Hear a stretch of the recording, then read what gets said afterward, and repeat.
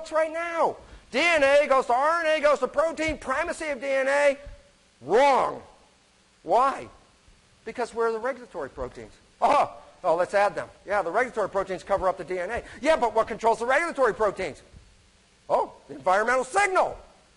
It's not the primacy of DNA, it's the primacy of the environment. The environment controls the genes. As you move from one environment to another environment, you change your genes. Even identical twins are born with the same set of genes. Every day of their life, they diverge by their life experiences. So they've looked at their genetic readout and found that they read different genes in their genome as they experience life differently. Your life is based on your experiences controlling your DNA, not your DNA controlling your life experiences. Complete opposite understanding. Perception controls genes. Those environmental signals are what control the genes. So when I come back to, I say, conclusion. Well, perception controls behavior because environmental signals activate proteins and make movement. That is behavior. Yeah, but perception controls genes because environmental signals activate the regulatory proteins, which in turn allow the reading of the gene. So that, and I don't have the time to go into the third one, which is as and more important in some sense, is that perception can rewrite the genetic code. When you're under stress, you will rewrite your genes. It's built into every one of your cells. You have genetic engineering genes. The function of these genes is if you find stress that the body cannot seem to get out of, the body will make an effort to change its structure to get out of the problem. And of course, the issue is this. What if your perception wasn't real? And you change your genes? Now you're in deep doo-doo. And we now find a very important fact. 95% of cancer has no genetic linkage. 95% of cancer is a response of the individual cells to their experiencing life. And if you change your experiences, you can change the presence of that cancer. That's how it works. So, we're left with this. Perception controls biology. Now the question is real important. Where do perceptions come from? Well, I'm going to tell you my understanding of it in my terms, because when we start talking the word conscious and subconscious and all these words, every person that gets up here really stems from their own definition. I have to tell you what mine is. So first of all, I'll start with the first perceptions are built into the system. They're called instincts. You were born with them. They were passed hereditarily from one person to the next. That you can be a baby, an infant, you put your hand in your fire, bam, you're going to pull that hand out of the fire. It's a reflex behavior. A child can swim the moment it's born. Its genetic instincts come out of the birth canal, swim like a dolphin. No problem. Another important fact. You were all born with the innate ability to heal yourself. Everyone has that. It's instincts. But I'm going to tell you something. Life experiences can change the instincts. Life experiences can cancel an instinct. I'll give you an example. Every baby is born with the ability to swim. But you watch that little baby when it's a neonate and a little toddler. Every time it's near water, what do the parents do? Oh my God, the baby's by the brook. The baby's by the pool. The baby's by the creek. The baby's by the bathtub. What's the point? The baby acquires perceptions. The perceptions, which we'll talk about, come from the parents. That every time the baby gets near water, it says, yes, that's water, and you know what? It kills me. Why? Because every time I get near it, look at my parents, they're going nuts over there. So now you built in the belief that water is dangerous. And then all of a sudden at 5 years old, you think, Johnny, it's time for him to swim. Let's buy him a bathing suit. And as you're trying to throw Johnny in the water, he's like a cat with claws, screaming at body head up because you're trying to kill me. And guess what? Johnny gets in the water and cannot swim. And he was genetically endowed to do so. And I'll tell you another thing. You all heard this, most of you, when you were a kid. Oh, you're sick? We have to take you to the doctor. Why is this irrelevant? Because in your developmental period, your perceptions tell you that if you are sick, it's not up to you to heal yourself. You have to go to somebody else. And therefore, guess what? You cancel your innate ability until you do what? See the doctor. You know what's interesting? Many people get better on the way to the doctor. They didn't even have to see him because it was just a step you inserted before healing could occur. You all have the innate ability to heal yourself. unless you believe you can't. Okay?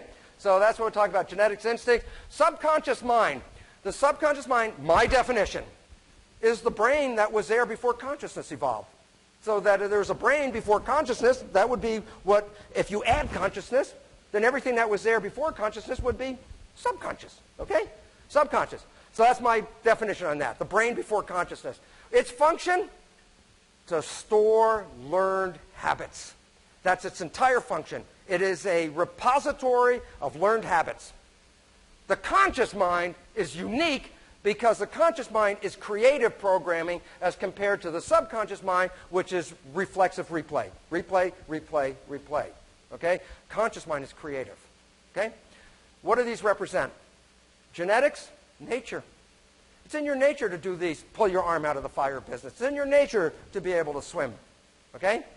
But learned habits are from experiences of life. Nurture. And all the years, which is more powerful? Nature, nurture, nature, nurture, back and forth. It's a moot point. I'll tell you why. The third one overpowers both of them. Consciousness. With consciousness, you can rewrite any program that you got in your nurture. And with consciousness, you can go back and change the readout of the genes. Consciousness trumps them both. And yet, where is consciousness? Well, most people don't use it, but we'll talk about why. Okay? Now, the nature of this next step. Oh, my God, how many minutes? I got a couple of minutes. Go fast. Okay. When do you start getting perceptions? I want to show you this. This is a sonogram. It's an experiment. I need to show it to you. It's based on the fact that we're observing a fetus in development. In our embryology teaching in medical school, we teach that the brain doesn't really function until right near birth, and then really after birth really begins a great spurt of development, and then begins to really function. We now know that is completely wrong. By midway through pregnancy, the fetus is downloading experiences from the environment and learning them if they're repeated. Why is that relevant? A father can talk through the abdominal wall to the fetus as it's developing. The voice will be understood by that fetus. When the baby is born, the father opens his mouth, says a word, the baby will immediately look and know who the father is. You can play baby music. When the music is played when the baby is born, it will have all the memories of this. What's the point? Well, you're going to, don't leave me. Okay. Okay. You ready? Okay. I'm going to play, here's the sonic, oh, what happened? Watch this. It's in Italian. Watch it again. It's in Italian. It doesn't make a difference. Arguments are the same all over the world. I want you to show you something. The fetus is responding to all environmental stimuli. Watch it. Watch. As we were all developing, we were downloading information about our world that was provided by our parents. Whether the child is wanted or not, it's known that you have already been programming the child before it's born. And it goes through this process. But then, once the child's born, the process is even better. And this is an experiment they did in Japan with this bonobo chimp, and they were teaching this mother a program where she would activate a computer. And a kanji script, Japanese script, would come up with a color. And on the bottom of the screen was a color bar. And if the chimp could identify the color that the script represented and push the right color, a coin would come out of the computer.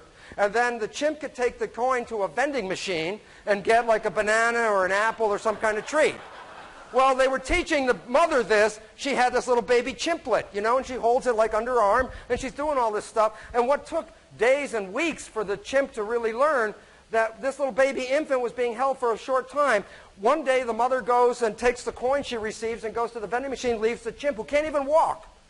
The chimp pulls itself up to the computer, activates the computer, the script comes on, picks the color bar, the coin comes out, and the baby grabs it. The research people are like, who taught the baby how to do that? And the relevance is in this, and my God, this is so important because we were there. It suggests that infants pick up such skills solely by observation and don't have to be actively coached by their parents. Meaning this, a child learns everything by just observing it. It doesn't have to, you don't have to teach it, it observes it. Every movement you make as a parent is completely downloaded and learned without any conscious processing. And in fact, what we now recognize is this, that while human adults have a whole range of EEG activity, brainwave activity, that goes from the lowest delta to the highest, which is gamma, which is the new higher one, that we, during the day, are up and down all over the place, all ranges of frequencies. Children are not.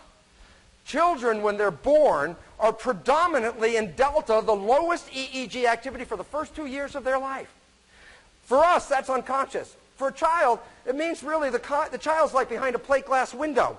It's observing reality but can't get involved because its the motor coordination isn't working right. The sensory information's coming in, the motor is not developed on the way out. It's observing. It's downloading. From 2 until 6, the child predominantly is in a theta brain state, which is imagination. Of course, that's where kids live between 2 and 6, the imaginary world, mixing the two together, becoming that. After 6, they start expressing alpha, which is calm consciousness, as an activity. And by 12, they start jumping up to beta, which is focused like schoolroom consciousness. Why is this relevant? The first 6 years of a child's life, it doesn't express the EEG activity of consciousness. The first 6 years, it's in delta and theta, which are called the hypnagogic state, the programmable state.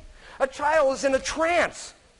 It's just observing everything and downloading it. It watches how the father treats the mother, how the mother responds back, how the father talks to kids. It's different than how the father talks to adults. It's even different than how the father talks to the policeman. And every one of these are known. And if you have a kid, you got to laugh, and you probably did the first time that child used a swear word. Why? Because it wasn't used out of context. It was so perfect that you understood exactly what they were talking about. What was the point? The point is, consciousness doesn't begin until after this. This is why the Jesuits were so damn proud of it. They knew this. They would say, you give us a kid till it's 6 or 7, it'll belong to the church for the rest of its life. Because once you program it, it's in there. It's in that subconscious. And the relevance about this is a programmable state. It's very important. It's a super learning state. A child less than 6 can pick up 3 languages at the same time as separate entities, one each with its own vocabulary and grammar and all that stuff. But after a child passes 6 and gets into 7, 8, and 9, and you try to teach a child a language, by then adding one new language is difficult.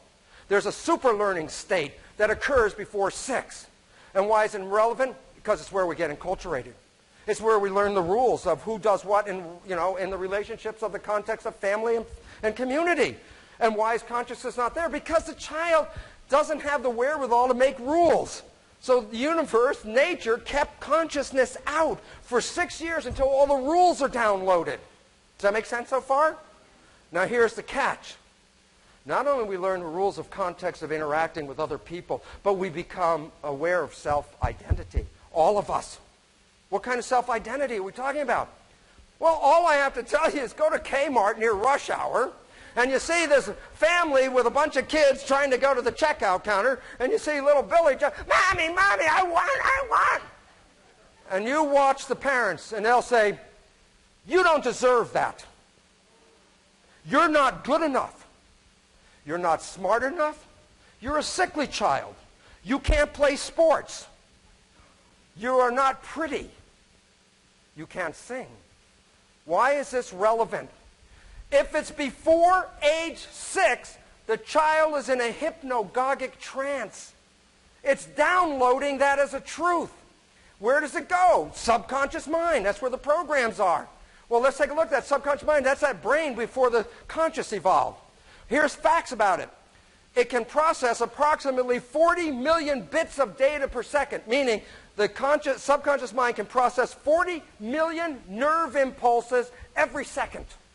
It's extremely fast. Catch. It's totally habitual. It will only play the same response over and over again, whatever was learned. It is the reflexes and learned tapes. That's where they're stored in our mind, in that subconscious programming. What about consciousness? That was associated with the prefrontal cortex. It represents self-consciousness. It's an add-on. It's an option. Most people don't exercise this option. But look at this.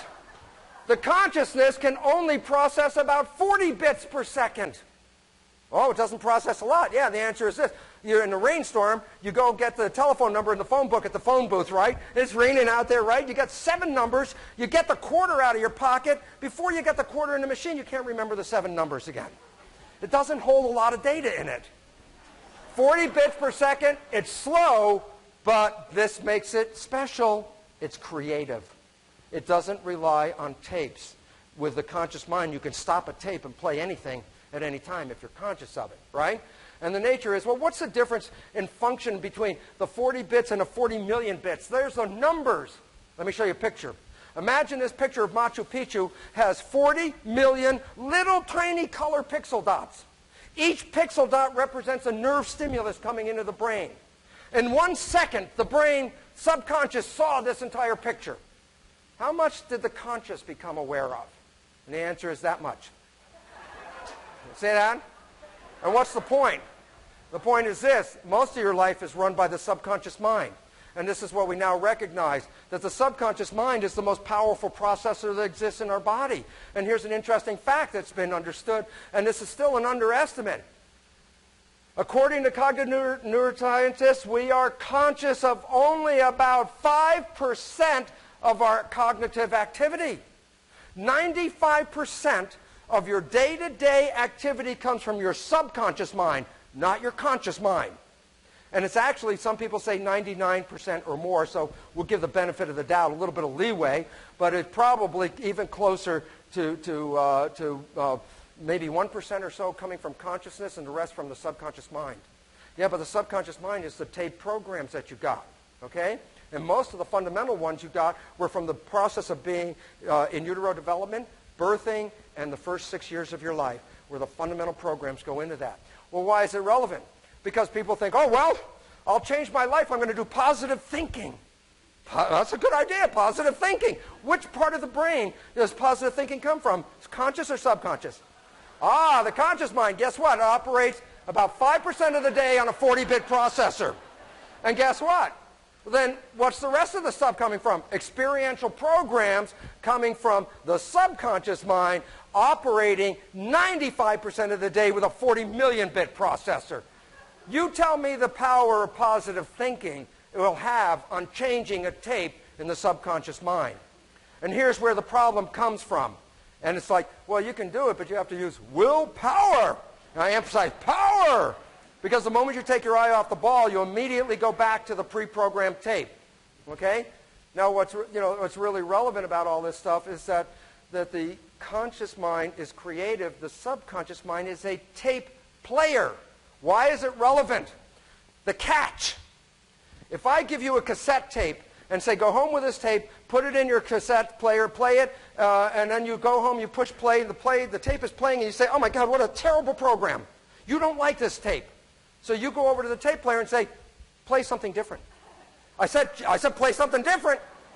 God, would you help me? This tape is playing the same stupid tape. Go ahead, yell at the tape player, argue with the tape player, jump up and down, get mad at the tape player, and the point is this. I don't care how much yelling you do at the tape player, it will not change the tape. You have to push the record button. And the record button is accessible. You can rewrite your tapes. But if you just become conscious of your issues, you've never changed the tape. You go 10 years to the cognitive therapist, pay thousands of dollars. Yes, my mother did this to me, my father did this to me, my brother did this, and da-da-da-da-da-da-da-da. Guess what? I know all of it. My life is still the same. Why? Awareness in the conscious mind does not transpose itself into a tape in the subconscious mind. To make a tape, you have to go through a learning experience. And there are ways to get to that. Vern Wolf over here, he's going to tell you all the answers about changing the tape because I'm not going to get into that right now. So you ask Vern over here. I'm not doing it. But here's the point. You can rewrite it, but it's a process. Becoming cognitively aware of something in no way changes your tapes. Your tapes are push button, and you've heard people say that. Oh, that guy pushed my buttons. The tape will automatically play over and over for your entire life until you rewrite the tape. Becoming aware of something does not change it, and that's the failure, because everyone thinks, oh, now that I know all the answers, I came to the seminar, I learned all the answers. You go home, your life is still going to be the same until you change the tape. My conclusions are, perception controls biology because the environmental signals control the proteins. Perception controls genes because environmental signals control the epigenetic regulatory mechanism. Perception can even rewrite my genes. Perception controls biology. Now, the last slides, and then I'll get off the stage, perception test. Because if we're all being run by perception, let's take a test. I'm going to show you 2 questions. The first one is the sample. The second is only time for 1 question. We're out of time. So but they're both the same. I show you 2 surface areas. And I say, is surface area A greater than, equal to, or less than surface area B? Is A greater than, equal to, or less than B? And the answer is? Yeah, you see, but that's so obvious and easy. They're square and uniform. Anybody can see that. But if I show you something that's irregular, then you have to do a mind job. You have to look at it and see if can you match the surface areas. Depending on where you're sitting, your angle of view, your glasses, your visual acuity, you might get different answers. So I'm going to show you 2 continents. And I ask you which is greater surface area. You ready? South America or Europe? Is South America greater than, equal to, or less than Europe in surface area? And you have to do the interpolation of space, and you might get a different answer depending on where you're sitting and everything. You got the answer? And the answer is South America is twice as large as Europe. South America is 6.9 million square miles. Europe is 3.8. Everybody got 100. What happened? I'll tell you what happened. The map was made by Germans.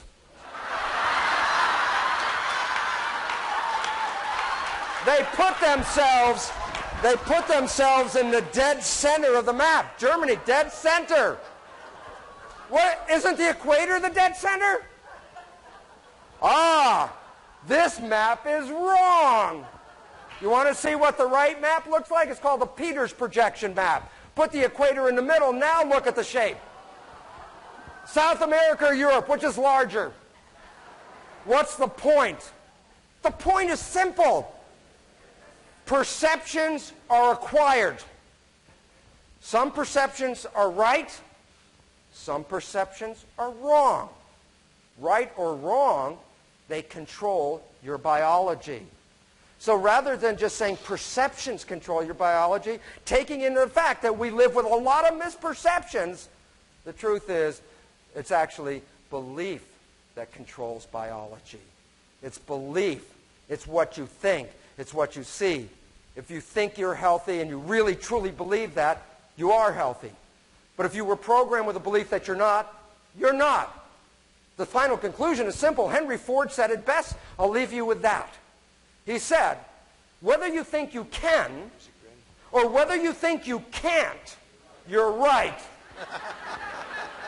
And what's important about that is you have always been the powerful people on this planet, except you have been programmed of limitations and inabilities and things that you have no power. Why would anybody do that? And I'll give you a simple answer. We live in a world based on a hierarchy of power. If everyone is equally powerful, then how can somebody be more powerful? There's only one way to make you less powerful. And we have been made less powerful to the extent that the powerful people are destroying your planet. And when you know who you are and recover your power and correct your misperceptions about your frailty and your weakness, you will find that people have been saying all of the time, you are creator gods in this body. And if there's something wrong with the creation, it's your perception. Thank you very much. Thank you. Thank you very much. Thank you. All right.